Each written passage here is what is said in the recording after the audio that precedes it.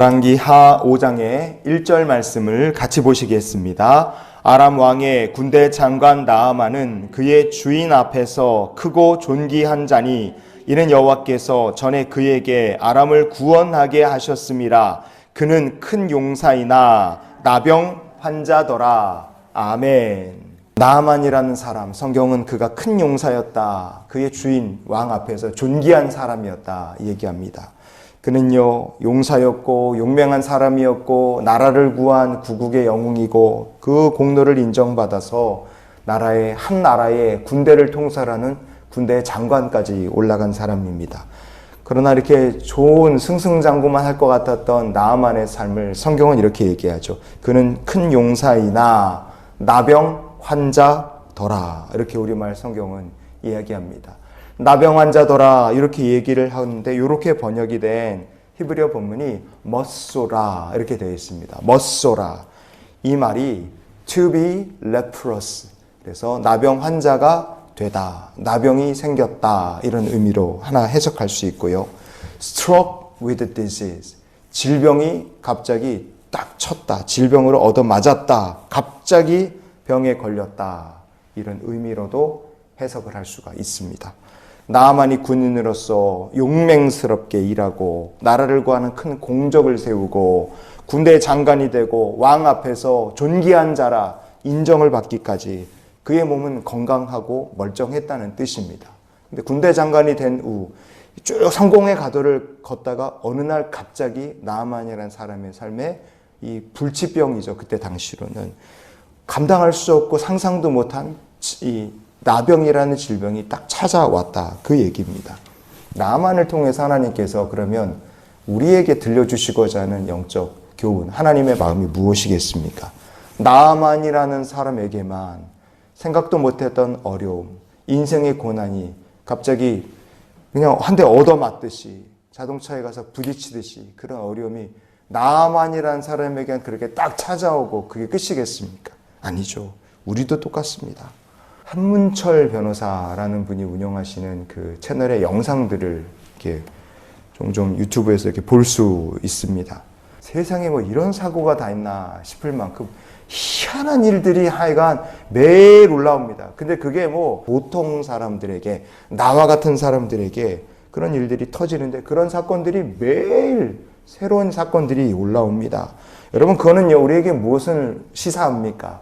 나 같은 사람에게도 황당한 사건, 억울한 사건, 기가 막힌 사건, 너무 안타까운 사건이 나에게도 얼마든지 일어날 수 있다는 뜻입니다.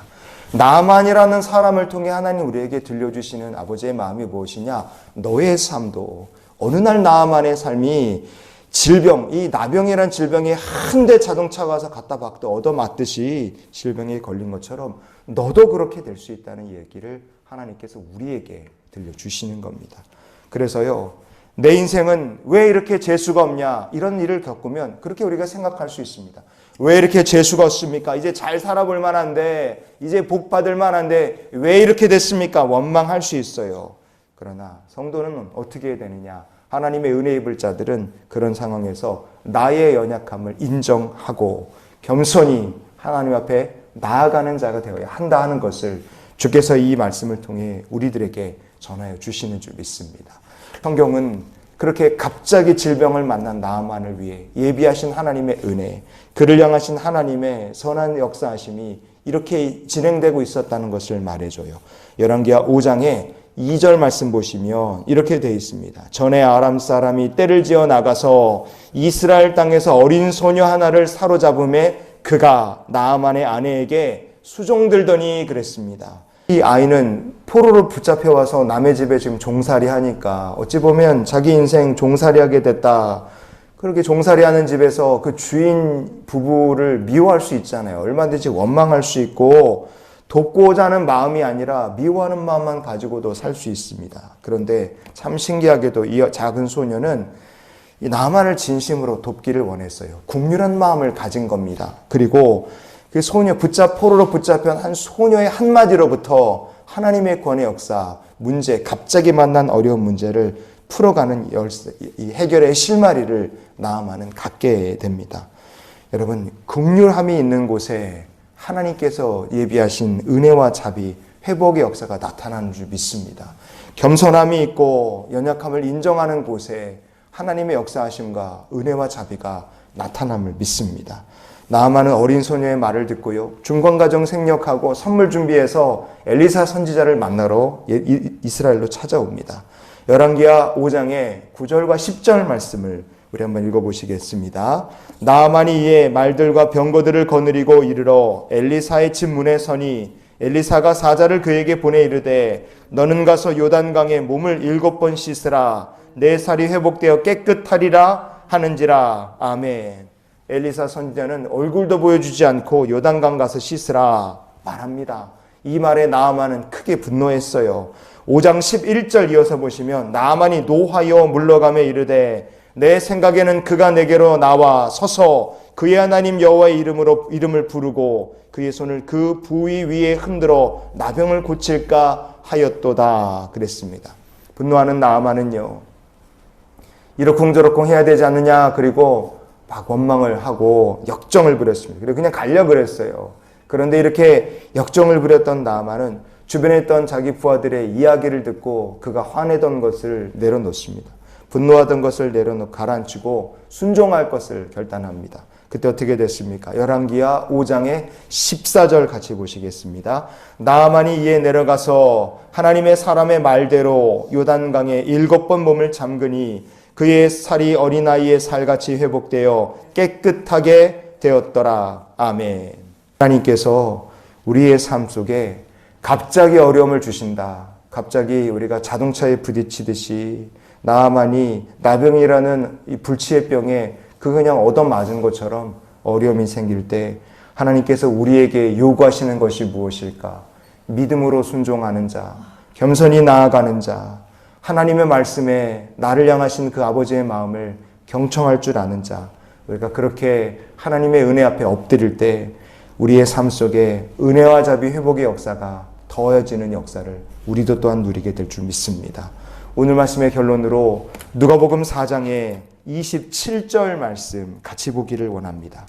또 선지자 엘리사 때에 이스라엘에 많은 나병 환자가 있었으되 그 중에 한 사람도 깨끗함을 얻지 못하고 오직 수리아 사람 나아만 뿐이었느니라. 아멘. 여러분, 성경은요, 이 나아만을 가리켜 아람 사람이 아니라 이스라엘의 많은 나병 환자 중에 하나였다고 이야기합니다. 주님께서는 나사렛에 가셔서 그렇게 얘기하셨어요. 여러분, 바로 하나님 앞에 순종하는 자가 영적 이스라엘 백성인 줄 믿습니다. 여러분, 우리의 삶 속에 오늘도 나아만의 삶에 찾아왔던 어려움처럼 갑자기 생각지 못한 어려움, 환난 시험을 우리도 만날 수 있습니다. 그러나 그 어려움 앞에서 사람이 겸손하고 하나님의 은혜를 찾고 주의 인도하심을 구할 때 하나님의 은혜가 이스라엘 땅을 넘어 나아만에게 흘러갔듯이 우리의 삶 속에 하나님의 은혜가 강물처럼 흘러넘치는 귀한 하루를 주님께서 살게 하실 줄 믿습니다. 그래서 이런 기도를 우리가 오늘 하루의 삶을 살았으면 좋겠어요. 주님, 인생의 고난을 만날수록 우리가 더욱더 주님 앞에 겸손케 하여 주시옵소서. 나만 한 사람뿐 아니라 저도 여러분의 인생에도 뜻밖의 고난이라는 것은 언제나 찾아올 수 있습니다. 그러나 고난 중에서도 우리를 향하신 하나님의 은혜와 자비가 있습니다. 하나님의 원수됐던 자라 할지라도 겸손히 은혜를 구하며 주의 보좌 앞으로 나아갈 때 하나님께서는 그를 아브라함의 후손 영적인 이스라엘 백성으로 나아만을 바꾸신 것처럼 그렇게 여기시고 은혜를 베풀어 주시고 우리의 삶도 그렇게 하나님 역사해 주실 줄 믿습니다. 오늘도 하나님을 만나는 귀한 하루, 겸손히 은혜의 보좌 앞으로 나아가는 귀한 날이 되시기를 주님의 이름으로 축원을 드립니다.